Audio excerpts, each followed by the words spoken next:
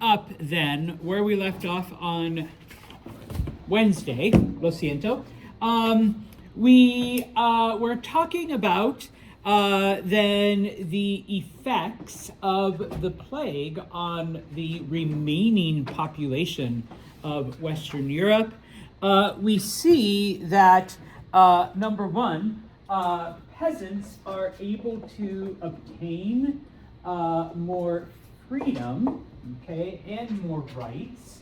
In England, they go just a little bit farther in that the system of governance, feudalism, is eliminated, and we see the formation of a legislative body known as Parliament. Now, those things eventually happen in the rest of Europe, but through varying degrees, through varying whatevers, okay? It takes a much longer time, all right?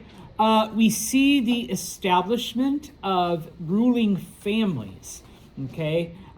Because they do adopt a model similar to the Chinese, in which power doesn't just rest with an individual, but it rests within that family. And in addition to that, it's not just power and ruling and like the crown, whatever, but also God or the universe or fate or I don't know, whatever you believe in, the great pumpkin has chosen this family or this person to rule over. Okay, and finally, we see that with what's left of these kingdoms, many of them begin to form alliances. Many of them start coming together, either through conquest or marriage. And of course, the more powerful of them begin to ally themselves with the Catholic Church in order to receive this, divine favor. All right, and so. Just a couple of things then. I promise I'll come back, okay? And so we see the map of Europe around the mid-1450s, okay? Not quite the way we think of it today, but to some extent it is getting there, all right? Now, we're only about 75 to 50 years out of the bubonic plague, or at least the greatest outbreaks, okay? And so Southern Europe is the one that recovers faster, even though they were also the first, okay, to experience some of the effects of the plague. So,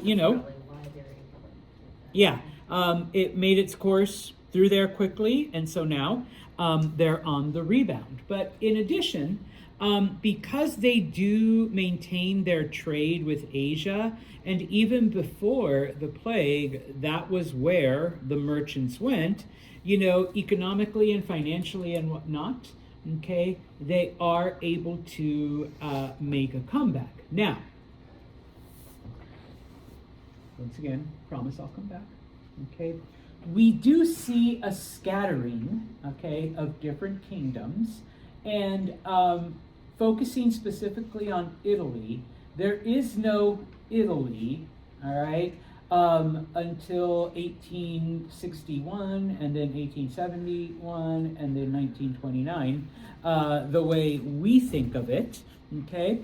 But there were different Italian kingdoms.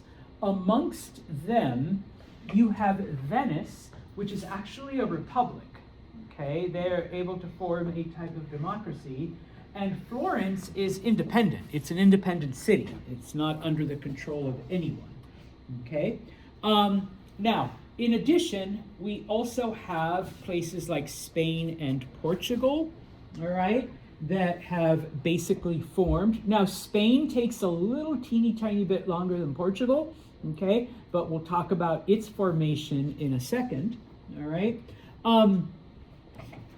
Places in Northern Europe took hundreds of years longer. Number one, they're still feeling the effects of the plague. But number two, they engaged in the 100 Years' War, and so they are basically fighting each other hard to establish a solid country when you're at war with neighbors. And in this case, the two main antagonists are England and France. Okay, they become enemies and basically don't stop until World War One. From this point on, from the 1400s until 1914, excuse me, they're basically fighting each other over everything. Okay, and as both the English and the French begin to expand their influence, their conflicts also continue to expand. So even though, England eventually does become a world power, it does take them much longer, and places like Spain and Portugal get there first. Okay, there were tons of reasons, even once the plague was eliminated, whether it was political or financial or territorial. Okay, the English and the French and their allies were always finding a reason to fight each other. Okay, now we're not going to look at Italy because nothing happens in Italy until the 1800s. Okay, but we will look at them there. Okay. But in this case, the Iberian Peninsula, and I promise I'll come back. The Iberian Peninsula refers to this, the part of Europe that includes both Spain and Portugal. Okay, now, if you recall, it was invaded by a group of people known as the Moors, who were Muslim in the year 711. Okay. And they conquer the entire area. They make it all the way into southern France before they are stopped. And so they solidify their control over the land that eventually becomes Spain and Portugal. Okay, now, and I'll talk about this in a second, but they do live, the Muslim invaders, along with the Spanish, and Portuguese, they do live side by side for a few hundred years without any issues. We'll talk about that in a minute. But as a result of the Crusades, and I apologize that we weren't able to talk about it, those of you that were my students, okay? If you weren't able to talk about it in your history class, those of you that weren't my students, I suppose I could apologize for your teacher, okay? And if you're taking the classes in reverse order, then yeah, all right, you'll get it in History 1, all right? But one of the effects of the Crusades was that Christians begin to fight against not just Muslims everywhere, as opposed to just Muslims in the Holy Land, but they actually begin to fight against any group that's not Catholic. Okay, and that comes into play, in a little bit, all right? But in Spain, obviously, you have an area ruled over by by this Islamic group, and so the Christians that are there begin to rise up and rebel, all right? Now, the Portuguese are able to push out the Moors from their territory first, okay? And so they are, they're not a very big country, and even, back then, they really weren't all that powerful, but because they're able to get rid of, these outsiders first, they are able to solidify their government and solidify their control. And so one of the things that they begin to do is they begin to explore. They're right on the coast. So it's very logical that they become sailors and begin to head out into the ocean and seeing what's out there.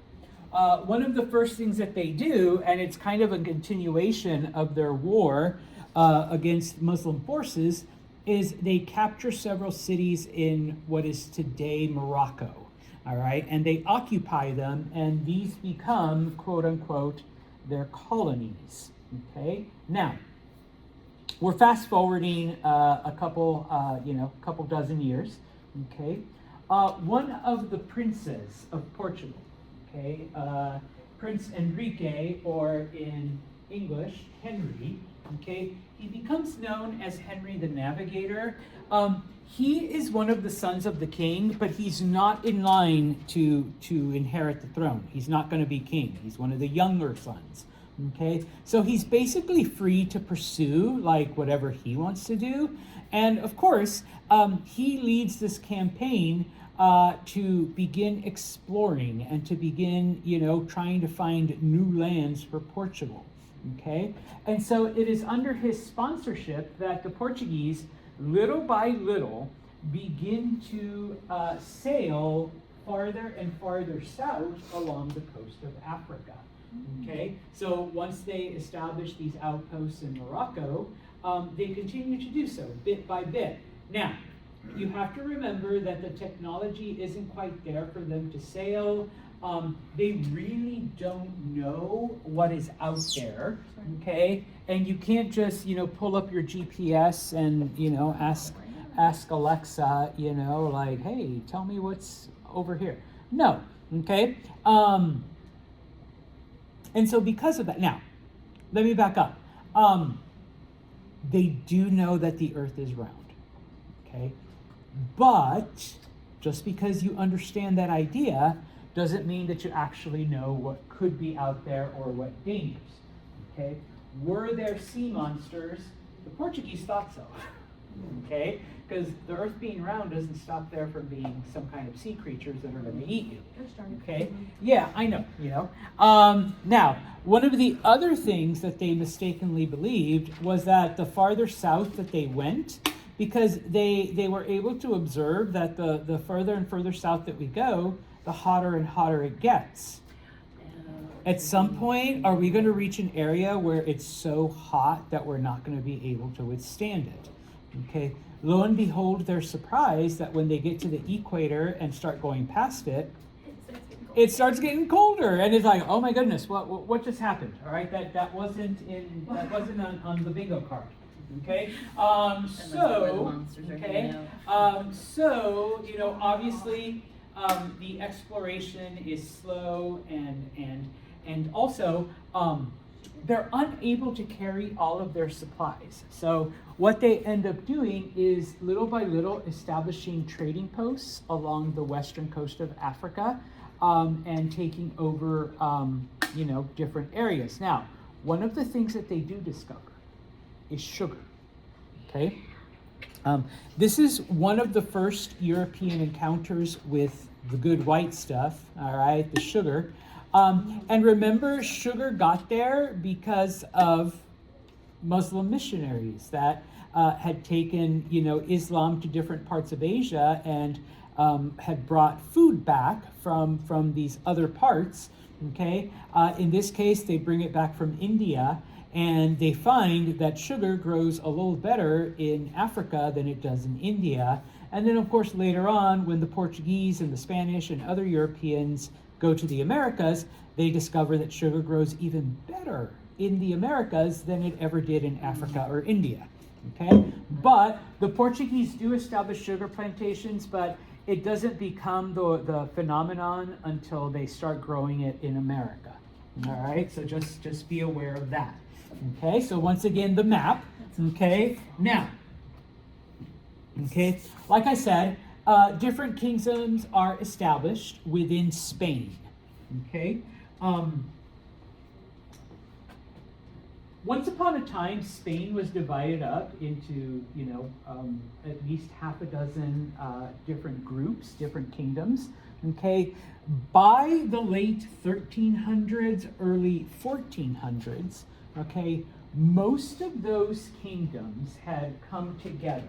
All right. Once again, remember, okay, my son and Phoebe's daughter, okay, we're both, royal, and so we marry off our children, and then at some point, our two kingdoms then come together, okay, and either through marriage or through conquest, the half dozen, Spanish kingdoms basically narrow down to about 2 or 3, okay? Now, despite all of this, and despite the wars going on, and for several hundred years after the initial invasions, Jews, Muslims, and Christians lived peacefully side by side in Spain.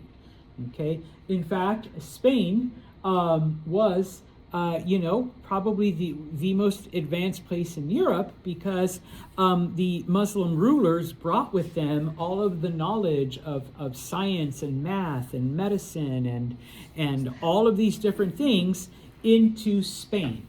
Okay, during this time. And as, Christian forces are now trying to expel these groups, okay, many people were still, okay with their Jewish neighbors and their Muslim neighbors, all right? Now, like I said, okay, little by little, these different Spanish kingdoms come together, all right, either through marriage or conquest, until, okay, we get a situation where there is one kingdom called Aragon and one kingdom called Castile. And Castile is ruled over by a woman, by Isabella, whereas Aragon is ruled over by a man named Ferdinand. Okay, and in 1469, there it is, they get married. Okay, so here's Castile, here is Aragon. Okay, they get married and they form the basis of what would eventually become modern day Spain. Okay, and together, all right, none of the other kingdoms are able to resist them, so that eventually the only thing left is Spain, okay, and a very small Muslim kingdom called Granada. All right, and that's the area in green. Okay, by the late 1400s, basically Christians had taken over most of Spain again. Okay, it's been about 700 years. All right, now, okay, and just to give you, because of this, both Castile and Aragon, they become the most powerful. Eventually, they take over all of Spain. And like I said, eventually Spain takes power, and then, they blend with other royal families, so that when, their house dies out, they've already intermarried with the Habsburgs. And so for a couple hundred years, the Habsburgs also ruled over Spain in addition to Austria. Okay, and so this is what happens with the dynasty system, where you're not just following an individual, it's an entire family that now controls and has power. Okay, now, just as an FYI, I know we call the language Spanish because it comes from Spain, but it's actually not Spanish. The language is Castilian, because it is the language that was spoken in Castile. Okay, there are other quote-unquote Spanish languages. Once upon a time, there was a language called Aragonese, okay, Leonese. Today, the only major ones left are Castilian. Oh my God.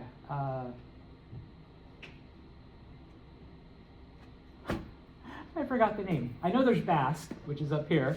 Okay, Catalan. I knew it was with a C, which is spoken in this area. Okay, but many of the other languages have been absorbed by Castilian. If you have friends who are like Mexican or Puerto Rican or Colombian, it's all versions of Castilian, of Castile. All right, not necessarily. We only call it Spanish, Español, because it comes from Spain.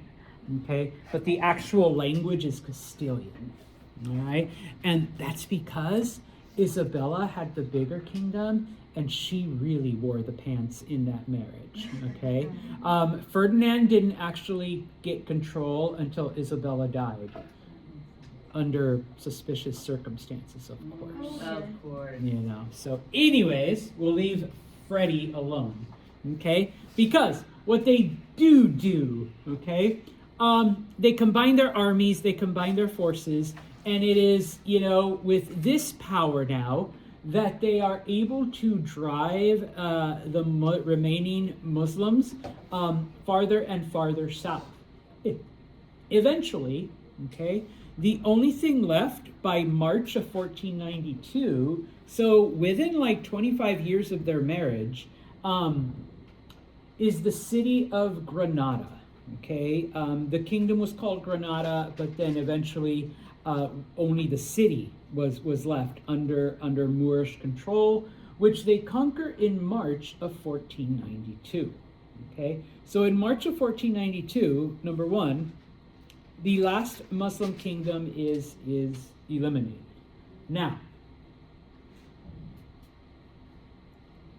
Now that we no longer have any kind of Muslim control in Spain, okay, Ferdinand and Isabella are not only determined to drive out non-Christians but non-Catholics, okay, out of Spain. All right. So this means anyone who's not Catholic, including, obviously Muslims and Jewish people. Okay. And so, Veronica, you asked me about this. In 1481, Ferdinand and Isabella institute what's called the Spanish Inquisition. And the original purpose of the Spanish Inquisition was to find fake converts and get them out. Okay? Because, obviously both Jews and Muslims had worked very hard and had lived in Spain for hundreds of years. Okay? And so they're not about to give up, all right, their lands, their homes, the only place that they had ever known. And so in many cases, they would convert to Christianity in order to remain in Spain. Okay? Many within the Spanish government, of course, were like, there's no possible way, anyone who's truly faithful would ever, give up their faith, give up their religion just to keep their house and their money and their territory, And no offense to anyone, but money's a pretty strong motivator, all right? We'll say and do things to hold on to our possessions. Now, were there fake converts? Maybe, we don't know. But the Spanish were determined to root all of them out, okay? And so that was basically the Inquisition. And obviously it targeted Jews and Muslims initially. Later on, it goes after anyone who's not Catholic, okay? Especially because within less than 40 years, we do get the Protestant Reformations. We get other churches breaking off. All right. And they did turn to some pretty extreme measures to force confessions out of people. Okay, don't think I'm sick. I'm only a little sick. But in the city of Cordoba, which was a very Muslim city once upon a time, there is the Museum of Torture. El Museo de la Tortura, where they have all kinds of instruments that they would use during the Inquisition to force confessions. There's the stretchy one, there's like the pins and the mask that they would put on with like all the spikes, and then there's the bed that, where the spike ones, and the chains and the thing that pulled you in different direction, like all of this kind of stuff. But it was pretty gruesome. Okay, some of the methods that were used. And like I said, were there fake ones? I don't know, okay? I don't know what people back then would do to, like, keep their money or keep whatever, But the Spanish were determined to force out any fake converts. And in this case, anyone who appeared to be or sounded or whatever, okay? One of the ways that they would do it was very well known, that they would offer someone something to eat, and they would offer them pork, which both Jewish people and Muslim people do not eat. And if somebody would say, "Oh no, I'm sorry, I'm not hungry or I don't want any," I mean, maybe you just had a big lunch and you really are not hungry. Right away, that would be suspicion, and you would be arrested and you would be subjected to torture until you confessed. Okay, type of thing. All right. So that is started by Ferdinand and Isabella. Okay, so that in 1492, every Jewish and Muslim person was forcibly expelled from Spain. Okay. After 1499, okay, if you refused to leave Spain, you were forcibly, like, I guess, baptized, but you lost all, I know, but you lost all of your stuff. So that during those times, over 500,000 people were forced to leave Spain. Most of those were Jewish people, just FYI. Yeah, there was, and it set Spain back, obviously, hundreds of years, because you lost, doctors and scientists and academics, type of thing. So it was either leave Spain or, hey, we're going to drown you. Yeah, but at the same time, you would be forced to give up all of your possessions, okay? So it made no sense. So it was much, much easier, okay, to just leave. So just leave, okay? Now, we've expelled every non-Catholic out of Spain. We have won this 700-year war. What do we do now? Well, what else happened in 1492 that involved Spain? Hey, there's this crazy guy named Columbus. Yeah, Columbus set sail. Columbus set sail in August. So not, only a couple months after the final defeat of the Moors, Spain turns its attention to other parts of the world, okay? Because you have to imagine, you're a society that's been at war for 700 years, okay? Now that war's over. You've literally gotten rid of your enemy, and even people that probably weren't your enemy, you've also gotten rid of them now, okay? So where do you turn your attention? And one of the arguments that was made that convinced Ferdinand and Isabella to give this Genovese guy 3 ships and told him to go off and find what you, is that not only would he bring them riches, but the thing that actually convinced Isabella is that, we'll find other heathens that you can convert to Catholicism, okay?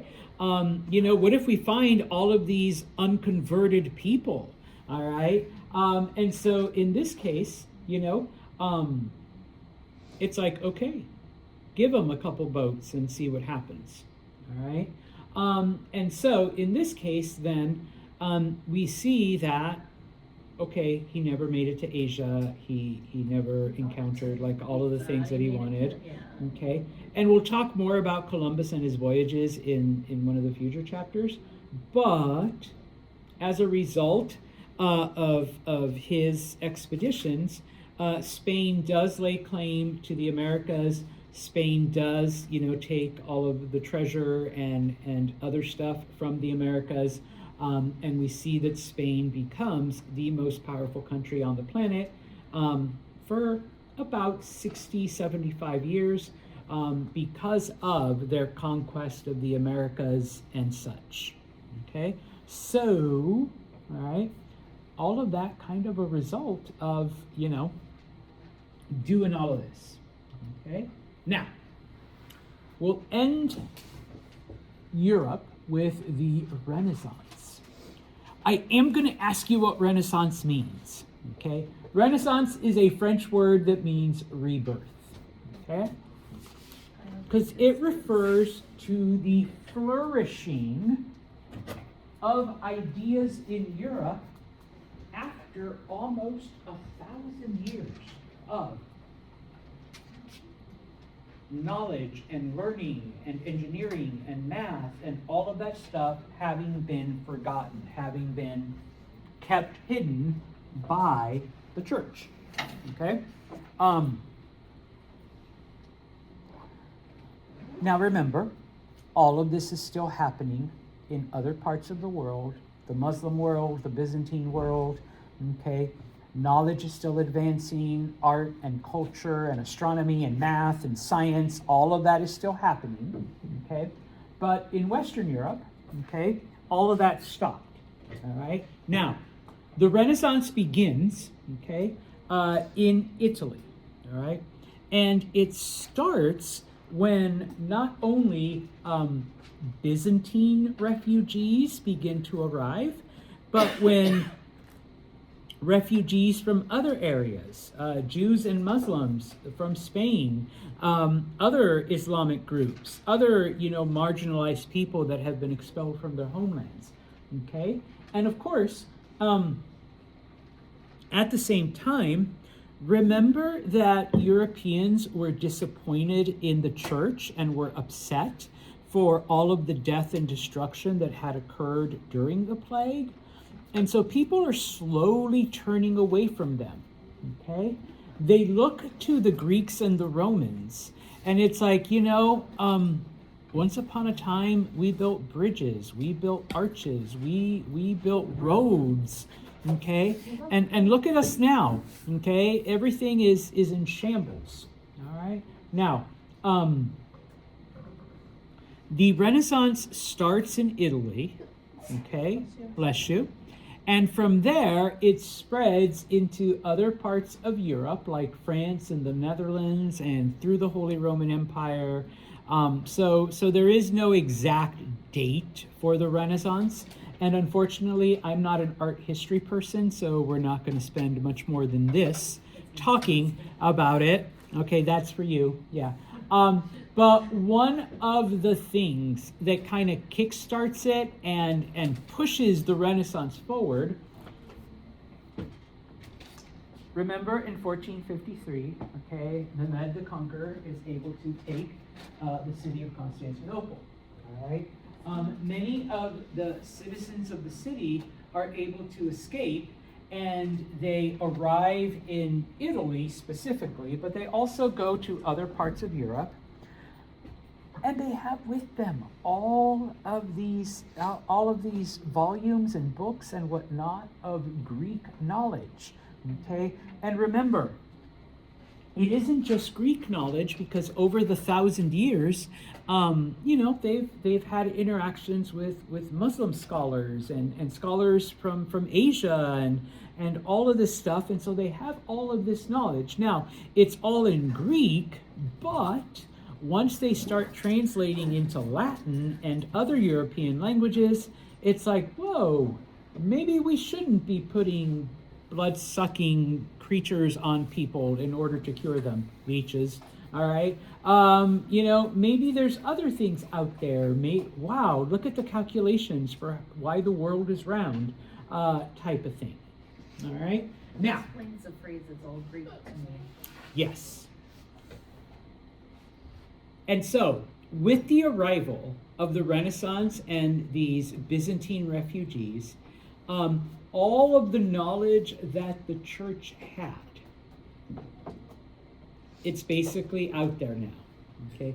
The church is still holding on to theirs, though, okay? Because remember, we do refer to it as the Dark Ages, we refer to it as whatever, but the knowledge was always there. It's just that the church kept it hidden away, all right? Whereas in other parts of the world, the knowledge was spread, okay? And so, we begin to see then that now, with the church's monopoly broken, artists begin to paint religious themes, whereas before, they were never allowed because they were never given access to, descriptions and records and words and whatnot, okay?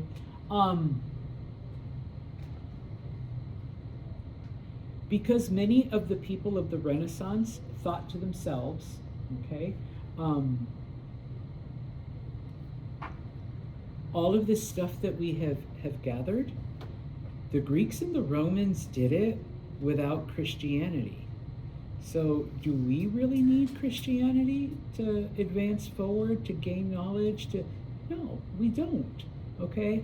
Every bit of knowledge that we have here that these refugees have brought with them, was done without Christian, ideas, without, the influence, And so in this case, we begin to see a shift, all right? Artists begin to paint, number one, images from Greek and Roman mythology, all right, as opposed to just religious themes. Although, the religious themes that they do paint take on a whole new life, take on a whole new imagery, and take off their clothes, all right? The statue of David was naked, type of thing. So we begin to see those changes. And also, much of the knowledge that was brought, whether it was from the Greeks, whether it was from the Muslims, whether it was from, Chinese, whatever, math, science, medicine, all of this other stuff, engineering, had nothing really to do with religion. And so, people are like, well, if they could do it, then yeah, we can do it too. And so we begin to see a focus on secular knowledge, Not because God says so or because this is what God wants, but because you take pi r squared and you can calculate the diameter of whatever, you can take these mathematical formulas and you can figure out the size of the earth, and you can figure out that the earth is round, not because that's what God said, but because I have this formula that I can do the numbers, and there it is.